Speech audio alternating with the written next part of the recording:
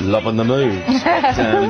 Now, tonight on the TLC channel at 9 o'clock tonight, Whitney has got a new series called My Big Fat Fabulous Life.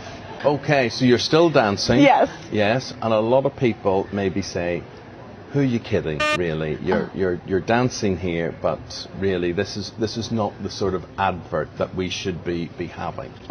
I think that's interesting because my life isn't an advertisement for anything. I don't have a hidden agenda. I'm just living my life the way that I see fit, and fat people so often offend others in society, and I find that it's one of the last socially acceptable prejudices. I absolutely agree with you on that one, but what about people who are concerned about you? I mean, there might be people concerned you're going to keel over and die because maybe your body, your heart won't be able to sustain all the enthusiasm that you have. That's true. I do have a lot of enthusiasm. I think that the concern for health is often a mask to discriminate or to be cruel to fat people. I think there are actually very few people in my life who care and love me enough to be genuinely concerned about my health. And as far as my health goes, I would like to break some stereotypes about fat people, because even at 380 pounds, I'm certainly not naive to the health risks that may come if I stay this weight. But I have no major health problems. I've never even had high blood pressure. Yet, Whitney. Right, yet. Exactly. And I do have to say, I advocate you. I am overweight. I am constantly lampooned for being overweight, but I do speak to you from concern. You're doing your ankles no good, your knees no good, your hips no good, your heart probably very no good. So, I mean, I do think there is concern. People would look at you and say, oh, are you sure? You know, being obese, being fat, being overweight has become the new normal. I really believe for fat people, the solution is their own hands. They don't need to put so much into their faces. So take that, fat bastards.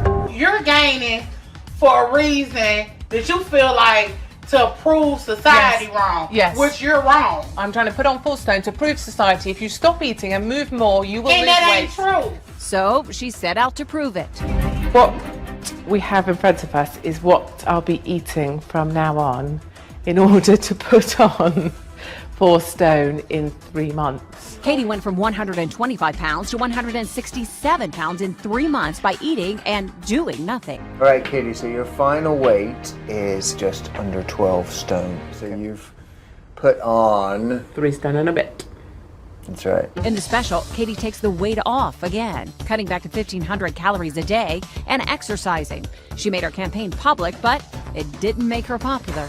And I think I'm right to carry on sort of bruising my way through on this issue because I think there's so many people willing to tiptoe around it. Do you think overweight people are just lazy? I do think overweight people are lazy. The hardest thing to do is to stand in front of the mirror, say that you have got the problem, you've caused the problem, there's no excuses, and you're the only person that can do something about it. I kept waiting in the specials for you to address other issues, Katie, such as, thyroid problems, medical issues, genetic predispositions, socioeconomic status, income, education, and none of that was mentioned. What you did right there is what everybody does, and it's what I won't stand for, and what I don't think America should tolerate anymore either. And that's a whole list of excuses as to why it's not your problem. Well, learn this and learn it well. It is your problem. Today I'd like to take a moment to glorify obesity. Yes. Today I'd like to take a moment to glorify obesity. Yes. Today I'd like to take a moment to glorify obesity. Yes. If promoting obesity is what it takes to make other fat people feel hot, obviously I'm gonna do that. So yes, I am promoting obesity.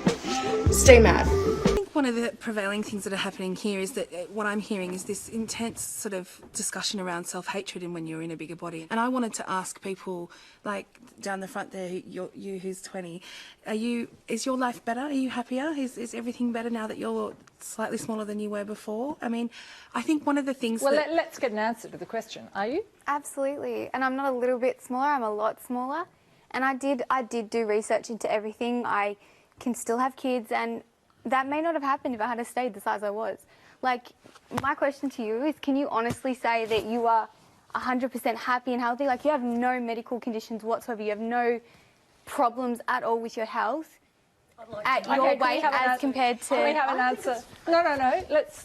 The question's been asked. What's the answer? I think it's really interesting that I feel like I need to justify my existence in this room. No, but hang on a minute. You asked her to justify her decision. I asked she's her if she was asking... happy. I didn't ask her to justify what her health issues now, or if there is any. But have you got any health issues? No, I'm perfectly happy. I'd love to know, like, what do you see as healthy with eating?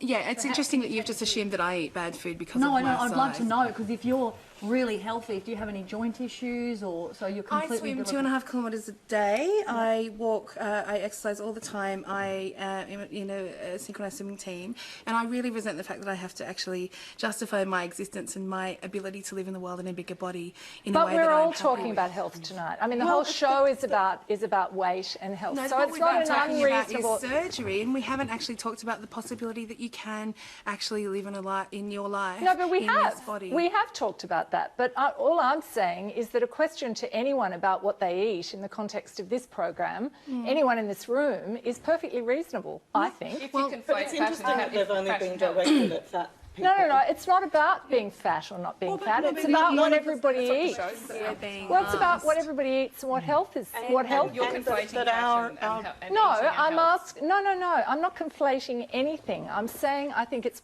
perfectly reasonable in the context of a discussion where you've got research that suggests that people who are overweight and people who are obese can be more prone to particular health problems. I'm shy. I'm so shy. I'm not shy, I'll say it. I've been picturing you naked. I'm all lit.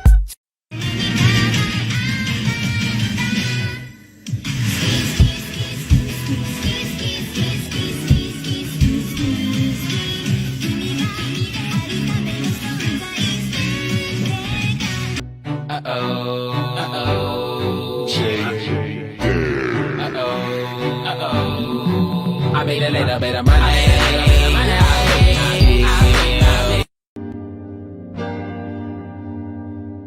Woke up, got down, now feeling. They forget my name.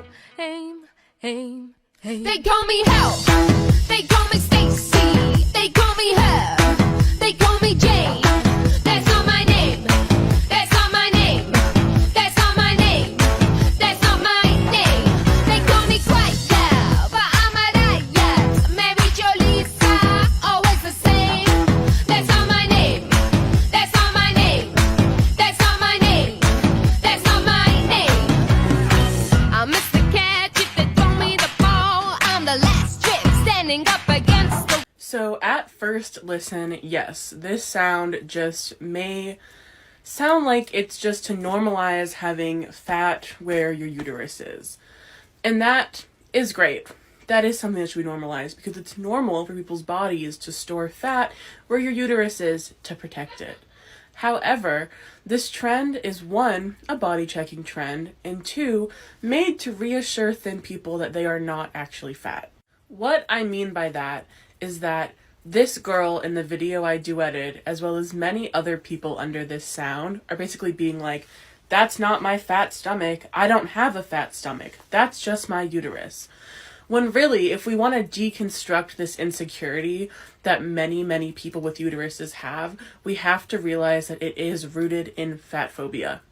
The reason so many people are so quick to be like, well, that's not my stomach fat, that's just my uterus, is that they don't want to have a fat stomach. It's really as simple as that. They don't want to have a fat stomach because being fat in our society is equated with laziness, grossness, being a slob, being disgusting, not taking care of yourself. In order to truly normalize these body image issues and these insecurities that many people have, and to fight against them and deconstruct them, we have to start with deconstructing fat phobia. To me, it's almost like reverting back to the civil rights movement. Now we're telling fat folks that they have to buy an extra seat. Not too long ago, my grandparents had to sit on the back of a bus. It's like, it's almost like segregating folks based on the way they look. I can't imagine. Did you really say that?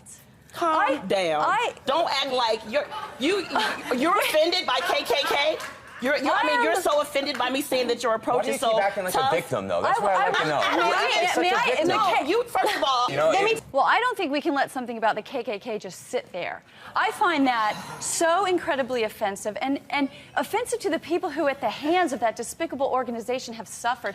You are coming from a totally different place than Jillian is coming from. Why would you project something like that on Because stage? you're projecting it, own it. If it is what it is, I would respect you so much more. Say what it is. You have a problem with fat people. I would respect you so much more if you said, look, fatty, I can't stand you. I hate you. Get the weight off. No, I understand you're passionate about this. You know, this is a picture of you with your grandmother. And you obviously... I obviously hate her, don't I? Just hate her. Hate my mom, hate my dad. Why could you say something like that? You know nothing about me other than the propaganda. You know nothing May about I finish me. one statement? You know nothing I about haven't gotten me. to finish one statement. If you read my blog, if you go to actionagainstobesity.com, if you go to findingthin.com, you'll find out what I really am. And then if you want to criticize me, criticize me. Don't criticize me based on what the pro-fat movement writes about me. I wouldn't read like your that website. person either. I did go if to you your say. website. But don't say If that I I say. hate a certain group of people when nothing could be further from the truth.